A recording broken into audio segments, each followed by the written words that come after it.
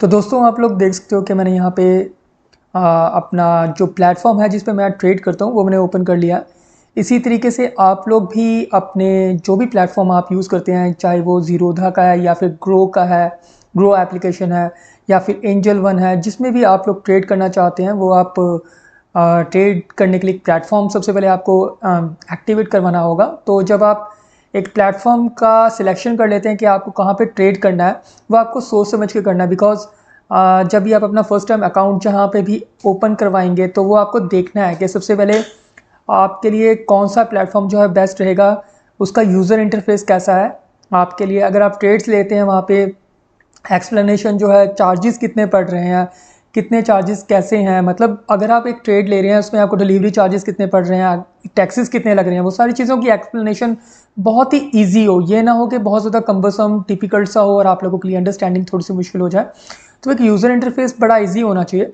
तो user interface जो है, काफ़ी एप्लीकेशंस मतलब आ चुके हैं। जिन 3 एप्लीकेशंस का भी मैंने नाम लिया, ये तीनों एप्लीकेशंस बहुत ज़्यादा इजी हैं, इनका यूज़र इंटरफेस काफ़ी स्मूथ है।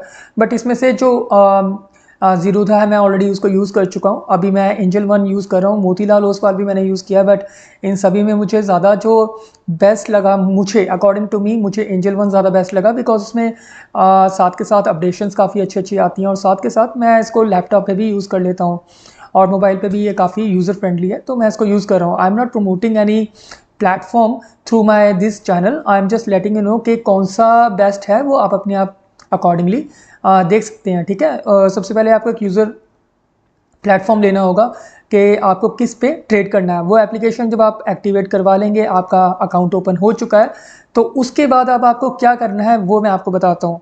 देखिए, सबसे पहले क्या बात होती है कि जब भी हम ट्रेड लेते हैं तो ट्रेड लेते वक्त हमारे लिए सबसे बड़ी जो मुश्किल होती है वो होती है selection of stocks. Selection of stocks का मतलब होता है कि कौन से स्टॉक्स हैं जिनमें हमें ट्रेड लेना है, यानी कि हमें इंट्राडे करनी है, हमें डिलीवरी में, ऑप्शंस में, फ्यूचर्स में, there are multiple so many other things जहाँ पे हम लोग ट्रेड करते हैं। बट सबसे पहले तो हम लोग सिंपल ट्रेड के बारे में समझेंगे। तो उसके लिए भी सबसे पहले इंपॉर्टेंट ये है कि हम किस में ट्रेड करें। तो ट्रेड लेने के लिए हमें अच्छे स्टॉक्स जिनका फंडामेंटली जो कि स्ट्रॉन्ग स्टॉक्स हैं, हमें उन स्टॉक्स को चयन करना चाहिए। तो इसके लिए आपको मैं रेकमेंड करूंगा कि अगर आप फर्स्ट टाइम यूज़र हैं, मतलब फर्स्ट टाइम बिगनर हैं, अगर आप फर्स्ट टाइम अगर ट्रेड करने लगे हैं और आपको कुछ नहीं समझ आता है, तो आप लोग निफ्टी 50 के अंदर जाके आप यहाँ पे देख सकते हैं। जैसे कि मैंने यहाँ पे अपना प्लेटफॉर्म ओपन कर रखा है, तो यहाँ पे निफ्टी 50 निफ्टी का यहाँ पे आ रहा है। तो निफ्टी के अंदर कौन कौन से स्टॉक्स होते हैं गाइस, यहाँ पे मैंने स्टॉक कंपोजिशन पे क्लिक किया और आप यहाँ पे देख सकते हैं निफ्टी के अंदर एक्चुअली में ये निफ्टी 50 है और इसके अंदर 50 स्टॉक्स जो हैं इसके अपने खुद के हैं। ठीक है, ऊपर से लेकर नीचे तक इसमें आईटी के, बैंक्स के और ऑटो सेक्टर्स, फाइनेंस सेक्टर, मतलब काफ़ी सेक्टर्स जो है, हेल्थ सेक्टर्स, काफ़ी सेक्टर्स के यहाँ पे स्टॉक्स जो हैं इनके पास हैं। टोटल जो है इसके अंदर कंपोजिशन 50 स्टॉक्स की है और ये सारे के सारे स्टॉक्स जो हैं बहुत बढ़िया अच्छे हैं और फंडामेंटली काफ़ी स्ट्रॉन्ग हैं। तो इन स्टॉक्स में से आप स्टॉक्स जो है अपने लिए सिलेक्ट कर सकते हैं अगर आप फर्स्ट टाइम या फिर न्यू यूज़र हैं इस स्टॉक मार्केट के अंदर। तो यहाँ से आप अपने लिए स्टॉक ले सकते हैं। सेकेंडली, दूसरा तरीका वो है स्टॉक्स लेने का कि अगर आप जैसे कि सपोज कर लीजिए यहाँ पे आप आते हैं, ठीक है, और आपको समझ नहीं आ रहा कि आपको कौन सा स्टॉक लेना है, तो वहाँ पे आप देख सकते हैं कि मार्केट के अंदर अभी टाटा के बहुत सारी व्हीकल्स मार्केट में चल रहे हैं। टाटा जो है बहुत पुरानी कंपनी है, तो that is called Tata Motors. तो टाटा मोटर्स जो है इसके यहाँ पे स्टॉक अवेलेबल है। उसी तरह से आईटीसी के काफ़ी ज़्यादा ब्रांड्स अवेलेबल है मार्केट के अंदर, तो आईटीसी आप ले सकते हैं। एचडीएफसी एक बहुत ही स्ट्रॉन्ग बैंक है, तो उसका आप सिलेक्ट कर सकते हैं। और साथ में आप अगर किसी भी स्टॉक को ले रहे हैं तो आपको फर्स्ट ऑफ ऑल क्या है कि कुछ अगर उसके फाइनेंस या उसके बैकग्राउंड या उसकी ओवरव्यू का अगर आप देखना है तो there are multiple other platforms या फिर within the same platform में भी आप चेक कर सकते हैं। फॉर एन एग्जांपल मैं आपको यहाँ पे दिखा देता हूँ। जैसे कि सपोज कर लीजिए मैंने स्टॉक कंपोजिशन पे क्लिक किया था तो यहाँ पे सिप्ला आ गया। तो हम लोग सिप्ला को जस्ट होल्ड ऑन, यहाँ पे नहीं होगा। तो सबसे पहले गाइस आपको एक वॉच लिस्ट जो है वो यहाँ पे क्रिएट करनी होगी। आप देख सकते हैं यहाँ पे मैंने बहुत सारी वॉच लिस्ट क्रिएट कर रखी है। आप इस वॉच लिस्ट को अपने तरीके से आप नाम दे सकते हैं कि आपको क्या नाम देना सही बेहतर लगेगा। तो यहाँ पे मैंने न्यू वन लिखा है, उसके बाद आईटी, फार्मा, मिक्स, मिक्स के अंदर मेरे मिक्स जो शेयर्स हैं वो हैं, तो आप कुछ भी अपने अकॉर्डिंगली नाम दे सकते हैं। तो जो 1 नंबर है न्यू वन, इसके अंदर मैंने मल्टीपल जो शेयर्स हैं वो यहाँ पे ऐड किए हुए हैं। तो हम इसमें से कोई एक देख लेते हैं, जैसे कि सपोज कर लो यहाँ पे हम देख लेते हैं SBI है, यानी कि स्टेट बैंक ऑफ इंडिया। हम इसके ऊपर क्लिक करते हैं। तो क्लिक करने के बाद जस्ट होल्ड ऑन, जब हम यहाँ पे SBI के ऊपर क्लिक करेंगे तो यहाँ पे आप देख सकते हैं ऊपर लिखा है chart overview and option change. हमें ओवरव्यू पे जाना है। यहाँ पे जो शेयर है उसके बारे में जो इन्फॉर्मेशन है, बेसिक डिटेल्स जो है वो यहाँ पे आपको देखने को मिल जाएंगी कि किस तरह का ये शेयर है और क्या इसकी परफॉर्मेंस है। और अगर आप मोबाइल पे यूज़ करते हैं तो मोबाइल पे यूज़ करना इसको काफ़ी ज़्यादा सिंपल और ईजी रहता है, कुछ ज़्यादा टिपिकल्ट नहीं है। नो योर स्टॉक पे हमने क्लिक किया तो यहाँ पे आप देख सकते हैं कि यहाँ पे क्वालिटी वाइज, वैल्यूएशन वाइज और यहाँ पे फाइनेंशियल वाइज आप मतलब यहाँ पे एक ओवरव्यू जो है, बेसिक डिटेल जो है अबाउट योर शेयर आप यहाँ पे देख सकते हैं। तो इस तरह से गाइज आपको यहाँ पे एक वॉच लिस्ट जो है वो क्रिएट करनी है। और वॉच लिस्ट जो है आपको एक अच्छी क्रिएट करने के लिए क्या करना होगा, इसमें आपको मल्टीपल सेक्टर्स जो हैं, यानी कि जैसे फाइनेंस सेक्टर अभी मैंने आपको बताया, हेल्थ सेक्टर बताया, और इंफ्रास्ट्रक्चर्स के कुछ स्टॉक्स हैं, उसी तरीके से IT के स्टॉक्स हैं। तो इस तरह से मल्टीपल जो सेक्टर्स हैं वो आप ले सकते हैं। तो वहाँ यहाँ पे आप ऐड कर सकते हैं, ठीक है। तो फर्स्ट ऑफ ऑल मैंने आपको बताया कि जो निफ्टी है, निफ्टी के आप 50 स्टॉक्स में आप फर्स्ट ऑफ ऑल उनको वॉच लिस्ट में अपने डालिए और उनको ही आप देखिए कि किस तरह से वो स्टॉक्स जो मूव करते हैं, वो कितना ऊपर जाते हैं, कितना नीचे जाते हैं। फॉर एग्जांपल मैं आपको एग्जांपल दे रहा था SBI की। तो हम इसका सबसे पहले तो चार्ट ओपन कर लेते हैं इसको देखने के लिए। तो हम इसको थोड़ा बड़ा कर लेते हैं यहाँ पे। तो गाइज यहाँ पे आप देख सकते हो SBI and state bank of India, यहाँ पे 15 मिनट का मैंने चार्ट लगा रखा है, ये है कैंडलस्टिक्स, ठीक है। तो यहाँ पे आप ये देख सकते हैं कि 15 मिनट के चार्ट के अकॉर्डिंगली यहाँ पे ये जो आप यहाँ पे लाइनें देख रहे हैं, ये क्या चीज़ है, ये लाइनें ये हैं इनकी सपोर्ट और रेजिस्टेंस, ठीक है। ये जहाँ पे R लिखा है ये है इसका रेजिस्टेंस और ये है सपोर्ट। सपोर्ट का मतलब ये होता है कि अगर एक शेयर नीचे गिर रहा है तो उसको जो S1, S2 और S3 यहाँ पे आप देख रहे हैं, यह है सपोर्ट। यानी कि जो इनको पहली सपोर्ट है 15 मिनट के चार्ट के ऊपर, वो कहाँ पे है, इस जगह पे है। जैसे कि अभी देखिए आप यहाँ पे देख सकते हैं 816 रुपये 25 पैसे पे आज ये क्लोज हुआ है। और इसका जो फर्स्ट सपोर्ट है 15 मिनट के चार्ट के ऊपर वो है 812 की, और उसके बाद जो सपोर्ट है 809 की, 810 की, और उसके बाद जो सपोर्ट है सपोर्ट 4 वो यहाँ है। यानी कि कहने का मतलब है कि जब कोई स्टॉक नीचे गिरता है तो उसको कौन सी सपोर्ट जो है यहाँ पे बचा के रख रही है। यानी कि अगर ये इसको क्रॉस करता है तो माइट भी ये इससे और नीचे गिर सकता है। तो यानी कि स्टॉक को ये सपोर्ट दे के यहाँ पे रखा हुआ है। फॉर एग्जाम्पल हम यहाँ का अगर देखें तो स्टॉक यहाँ तक आया और सपोर्ट 1 के ऊपर ये इस जगह पे ये यहाँ पे ठहरा और उसके बाद ये फिर से ऊपर गया, ठीक है। अब बात आती है R की, यानी कि रेजिस्टेंस।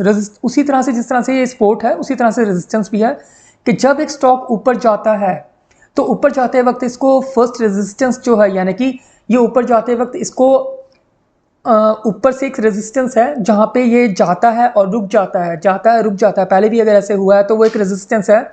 तो अगर ये इसको क्रॉस करता है तो एक उम्मीद होती है कि ये इससे ऊपर और जा सकता है, रेजिस्टेंस 2 तक टच कर सकता है, या अगर रेजिस्टेंस 2 को वो काट रहा है तो रेजिस्टेंस 3 तक वो जा सकता है।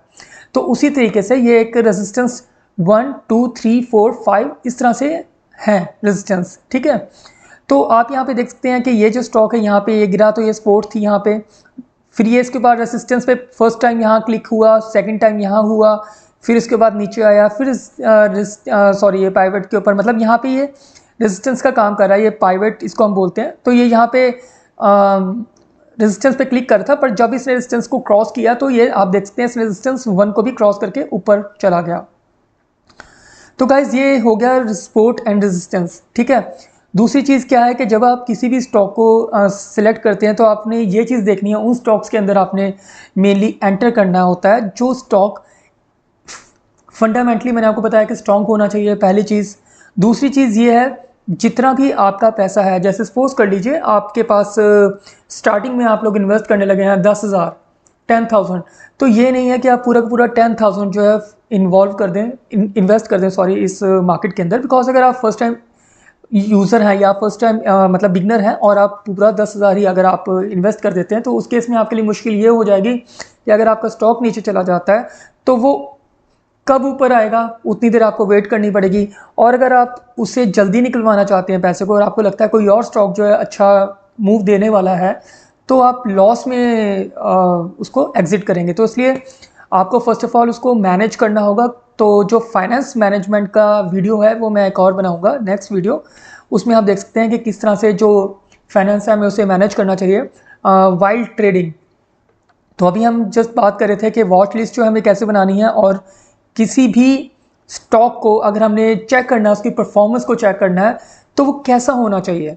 तो ये गाइज ये जो परफॉर्मेंस है ना, अगर आप 15 मिनट के चार्ट पे देखो तो काफ़ी अच्छी हमें यहाँ पे देखने को मिल रही है। अब मैं इसको वन डे पे सिलेक्ट कर लेता हूँ।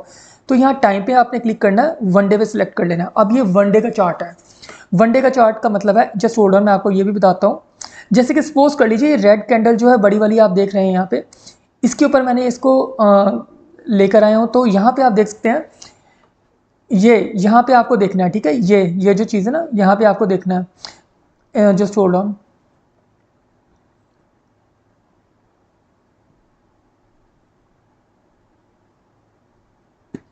गाइस आपको ना इस जगह को देखना है, ठीक है। ये जो ऊपर वैल्यूज़ आ रही हैं, इन वैल्यूज़ को आपने देखना है कि ये वैल्यूज़ क्या शो कर रही हैं। देखिए मैंने यहाँ पे जब रेड कलर की कैंडल के ऊपर लाया हूँ उसको, बाहर पे लाया हूँ उसको कर्सर को, तो यहाँ पे आप देख सकते हैं ओपन यहाँ पे दिखा रहा है 897 पे, और क्लोज जो है 775 पे है।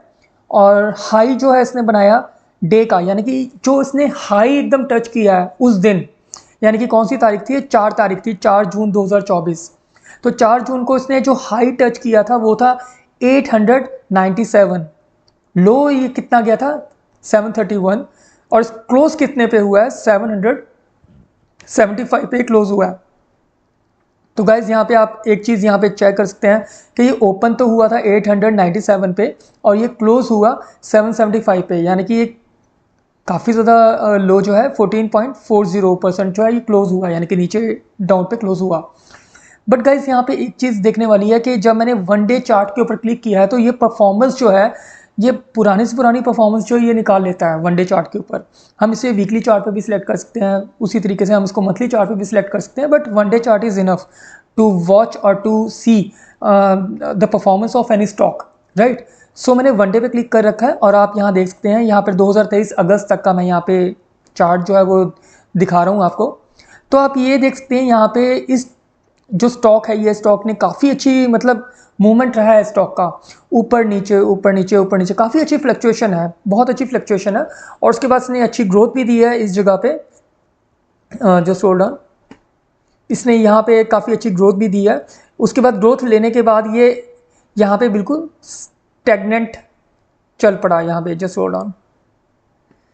तो इस जगह पे ये स्टे कर गया है, यानी कि ये जो है ये एक तरह से इसकी स्पोर्ट जो है ये बन चुका है, ये वाला एरिया, राइट। तो यहाँ पे ये जाता है, नीचे आता है, यहाँ टच करता है, फिर ऊपर आता है, फिर टच कर रहा है, यहाँ से ऊपर आ रहा है। यानी कि कहने का मतलब ये है कि इसकी परफॉर्मेंस जो है, इसने यहाँ पे जंप किया और यहाँ पे स्टेगनेंट है और काफ़ी टाइम से ये अच्छा मूवमेंट दे रहा है ऊपर नीचे ऊपर नीचे। यानी कि अगर आप कहने का मतलब ये है कि अगर किसी ने इस जगह पे अगर बाय किया होता, यानी कि 523 पे, तो इसको यहाँ पे प्रॉफिट अच्छा खासा देखने को मिलता है 622। और अगर किसी ने गलती से सपोज कर लीजिए 622 पे ही अगर बाय कर लिया गलती से, तो उसके बाद उसको बाहर निकलने का यानी कि एग्जिट करने का भी मौका मिला है।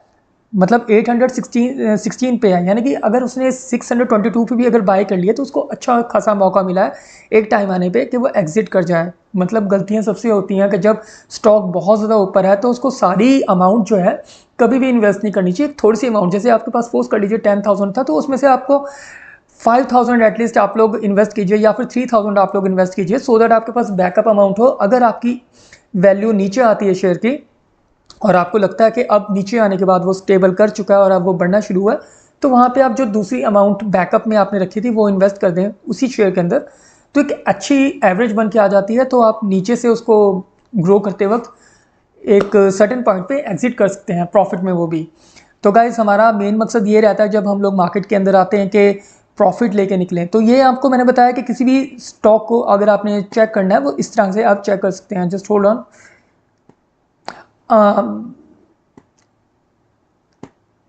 जैसे कि अब रिलायंस की हम लोग बात कर लेते हैं, तो रिलायंस जो है, रिलायंस को ओपन कर लेते हैं। गाइस ये रिलायंस का 15 मिनट का चार्ट है, इसको वन डे पे सिलेक्ट करते हैं सबसे पहले। One day, right. तो गाइस ये रिलायंस का चार्ट है, आप रिलायंस का चार्ट भी देख सकते हैं, काफ़ी अच्छी फ्लक्चुएशन है, ऊपर जाता है नीचे भी आ रहा है, नीचे जाता है तो ऊपर भी आता है, और एक अच्छी खासी मूवमेंट है। ये नहीं है कि एकदम से ऊपर गया और एकदम से भाई साहब नीचे आ गया 15-20 पॉइंट, ठीक है ना, और सॉरी 15 या 20% या 10-15%, मतलब इस तरह से मूवमेंट नहीं है, बहुत अच्छी मूवमेंट है। ग्रोथ आप यहाँ से देख सकते हैं कितनी अच्छी इसने ग्रोथ जो है वो दी हुई है।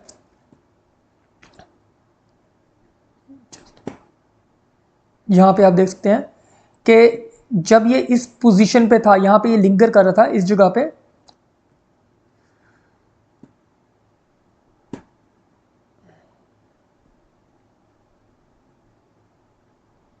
तो गैस जब ये इस जगह पे मूव कर रहा था, लिंगर कर रहा था, तो यहाँ पे एक पोजीशन ऐसी बनी जब इसने अच्छी खासी परफॉर्मेंस दी, और उसके बाद आकर ये स्टॉक इस जगह पे मूव करना शुरू हो गया, यानी कि ऊपर जाने के बाद ये यहाँ पर अब जाके मूव कर रहा है। कहने का मतलब ये है कि एकदम से या तो स्टॉक गिर रहा हो, उसके अंदर आपको इन्वेस्ट नहीं करना है ये सोच के कि यार गिर रहा है स्टॉक तो अब उठना शुरू हुआ है तो अब हम इसमें इन्वेस्ट कर दें। नहीं, आपको स्टॉक को सबसे पहले ये देखना है कि फंडामेंटली स्ट्रॉन्ग है। दूसरी चीज़ ये आती है कि जो स्टॉक है उसकी परफॉर्मेंस जो है, यानी कि पास्ट में वो कैसी है, कितना अच्छा वो स्टॉक जो है परफॉर्म कर रहा है। अगर स्टॉक फंडामेंटली स्ट्रॉन्ग है और वो परफॉर्मेंस भी अच्छी दे रहा है, ऊपर नीचे अच्छी खासी फ्लक्चुएशन है, तो guys that is stock in which you can invest.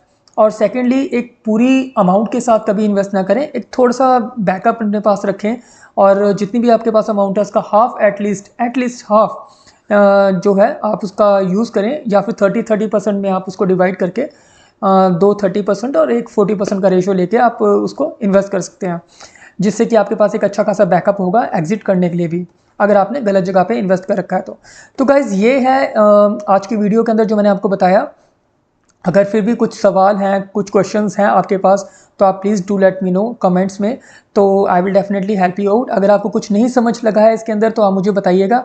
अगली जो वीडियो है मैं कल बनाऊंगा और डेफिनेटली आप लोगों को अपडेट करूंगा, तो जल्दी से जल्दी प्लीज़ मुझे सब्सक्राइब करना मत भूलिएगा, और चैनल वीडियो को लाइक ज़रूर कर दीजिएगा। तो मिलते हैं अगली नेक्स्ट वीडियो में। Bye bye.